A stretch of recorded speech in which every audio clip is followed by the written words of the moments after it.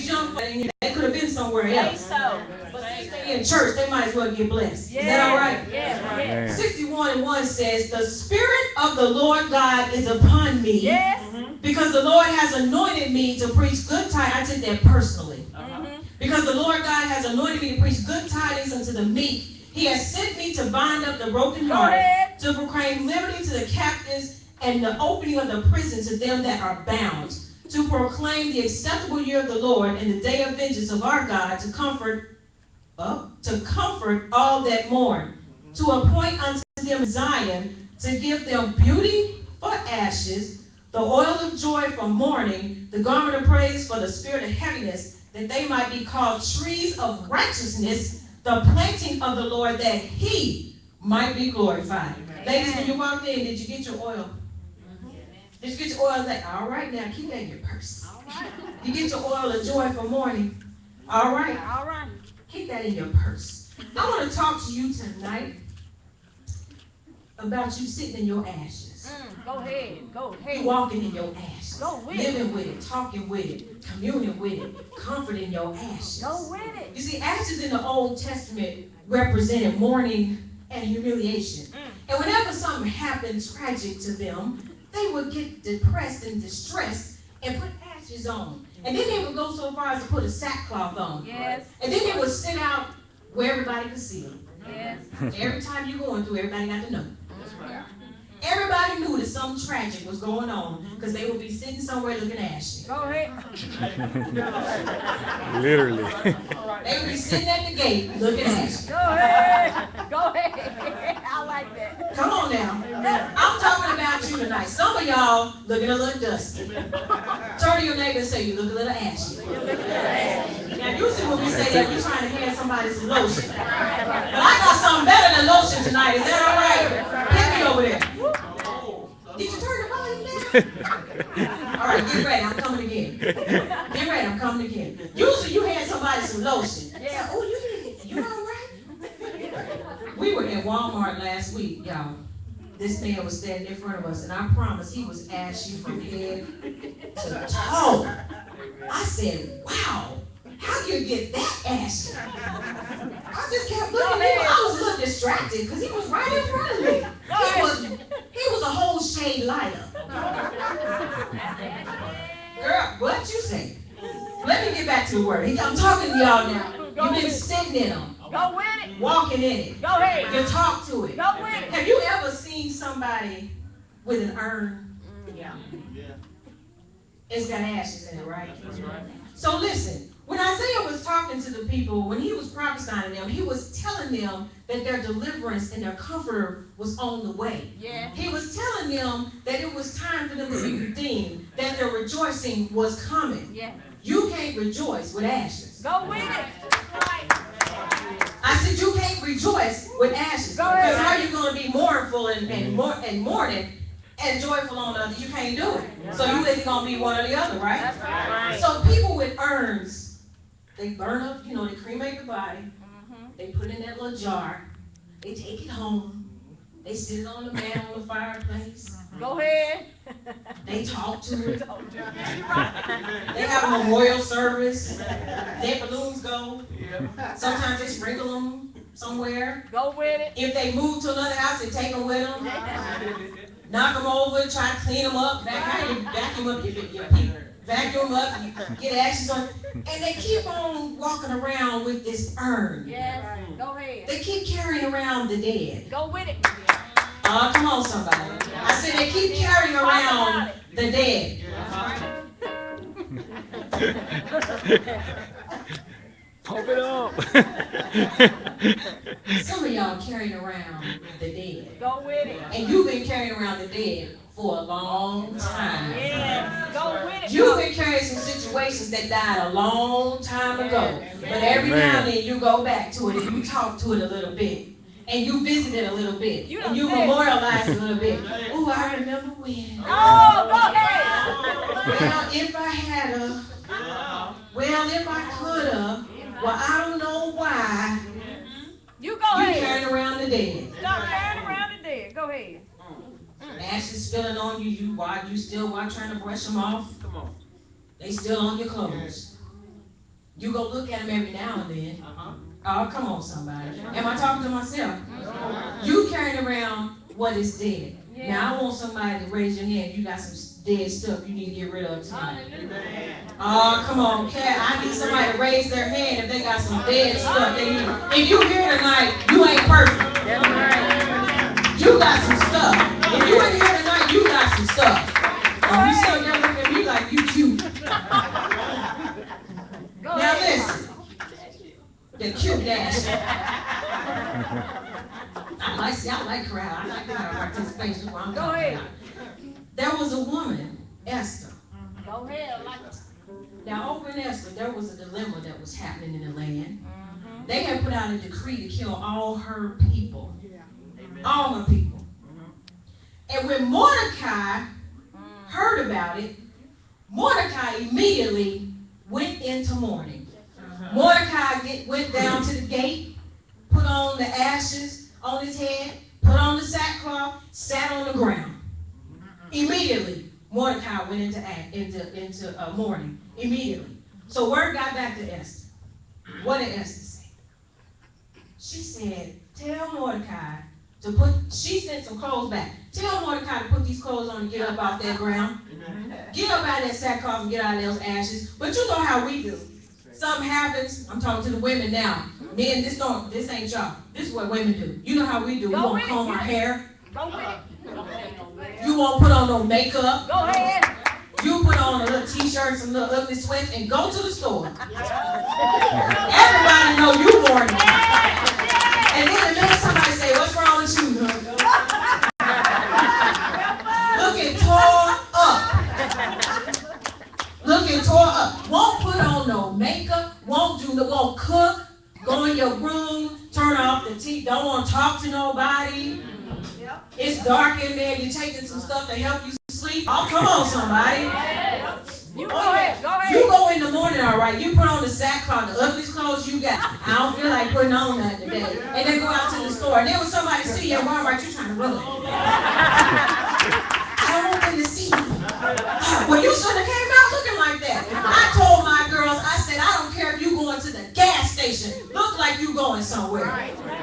You don't know who you going to run into. And not only that, I'm a child of the king. I'm not going to look ragged. If I'm going through, you won't know. I said, if I'm going through, you won't know. The only way you're going to know is if I tell you. There's some ashes over in this corner. We need to look like we represent the king. Is that all right? So that's what Esther did. She said, tell Mordecai to get up off that ground. And this is what I would say. Get up off that ground and put these clothes on. He was, oh, they're going to kill us. Oh, tell Esther. She's up there with the king. Tell her to go see the king. But let me tell you what Esther did. You see, Esther understood that she needed some access. Yes, go with it. Esther understood that she needed some access. So she knew what she had to do. And the ashes weren't going to get her where she needed to go. That's right. Go with it. I said the ashes weren't going to get her where she needed to go. Go ahead. So Esther had a plan of action. Go with it. You know how we do when we need to get something. Yes. We get on our finest stuff. Yes, right. Don't we, ladies? Look here. I don't care what you say. Esther used what she had to get where she needed to get. That's the women's conference. Esther needed some beauty come out of their ashes. So she said, I need to prepare myself to go see the king. Go with it. Now, That's good. who's your king? Are you prepared to go see him? Because if you got on sackcloth and ashes, you will not be granted access. Yeah, go ahead. The Bible tells me that Esther put on her royal apparel. And when she stepped into the inner court, oh, watch out now. I said when she stepped into the inner court, if you've been in the inner court with her, you know that's the place of holiness. That's where the spirit dwells. You can't just walk up in there any kind of way. You got to be ready to step up in the inner court. You got to have your mind right, your body right, you got to have on your good clothes. But you just can't walk up in the inner court any kind of way. You see, Esther started fasting, and she started praying, and she got her mind right, and she got her heart right, and she knew who she was going to see. Yes. Oh, come on. Girl, you don't know I preached to you. She knew who she was going to see. All right? Y'all want to go there, get it past school ago. You catch up when you get there. Look, I'm telling you right now, get off your ashes, take off that ugly sackcloth dress, and get yourself ready to go see the king. Now look, I'm trying to tell you how to get some access tonight. If you don't want it, somebody next to you will take it. You keep looking ashy. I said, you keep looking ashy. All the lotion in the world ain't gonna fix that ass. Come on now. She said, I got to put on my finest clothes. And while I'm doing it, I'm gonna be praying and seeking the one and true king to go see that king. Because that's the one that's gonna get you some access. And when she stepped into the inner court, well, come on now, who's ever been in the inner court? When you step into a place where ain't nobody but you and God, and it's just you and God, and it's just you and God, and it's just you and God, and His presence begins to wrap Himself around you, and His anointing falls on you, and the Holy Spirit becomes quiet, and envelops your place. Hallelujah! You've been granted some access to go see the King, and the Bible says that when she stepped in, she looked so good. He reached out his and he couldn't help but let her in. The Bible says she looked so good, he couldn't help but let her in. Oh, come on now. How good do you look to God? I said, how good do you look to God? Have you gotten yourself ready? Did you put on your finest apparel? Or are you still walking around in sackcloth? Come on, I said beauty. We're talking about beauty for ashes on tonight. We're talking about beauty for ashes. Some women in here need some access. Y'all don't need it on this side. Some women in here need some access on the. Do y'all need it over here? I'm just checking. Because I need some access. I need some access. So I put on my finest apparel. I went in on my face because I needed to see. I needed to get to the king. To get to the king. Oh, come on now. Yes, come on. You see, when you've been going through something, one thing after another thing, after another thing, after another thing, after a while, all your pity party done ran out. After a while, all your moping and whining done ran out. Now you need to get down to business. Look here, there's only one person that can get me what I need to get. That's where you need to go. Come on now. Man. Look, at the end of April, when I fell and broke my ankle, I said, well, I guess I may have to postpone the women's conference. But quick now. Just quick. It didn't last long. I was in my ashes for like a quick second. I said, well, hold on, wait a minute, hold on now. That's right. No, I can't do that. That's right. Because I'm going to jeopardize what God wants to do for me, number one. And what He might want to do for somebody else. So, they did the surgery. I still got a plate, y'all. I got a plate and 7 screws in my ankle. Somebody asked me, David, supposed to have those heels on? Well, I really couldn't answer. But this is what I said.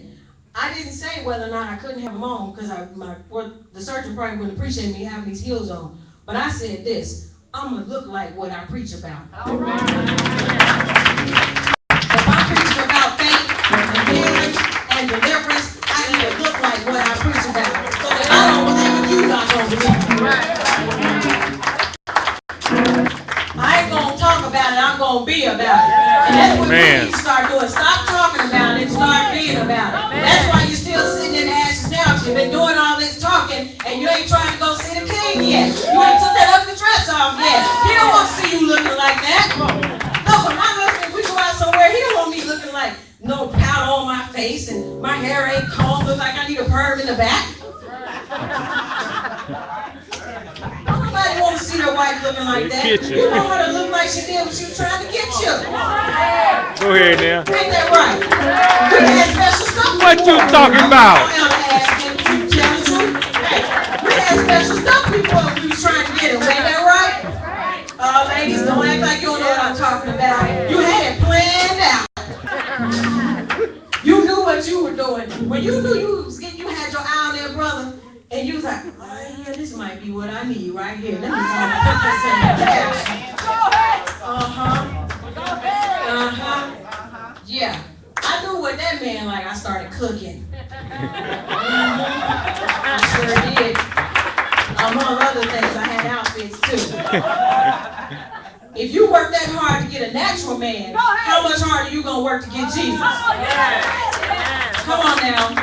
We get a little lazy when it comes to God. You just want to drop it down on us just like this. If we whine a little bit, we want to just come on and just give it to us. No, you need to act like you want something from God sometimes. Show him that you're serious about him sometimes. He gets tired of looking at you mourning and weeping and whining and crying with your ugly clothes on. Get yourself together, get up, and act like you're going to see the King. That's what, when you do that, you say, Lord, all right, I'm standing here in front of you, God, you know what I need. Or get down on your face. Get down, I'm not talking about on your knees. I said get down on your face. Because at the foot of Jesus is where you're going to get your peace. At the foot of Jesus is where you're going to get your deliverance. At the foot of Jesus is where you're going to get your healing. At the foot of Jesus is where you're going to get that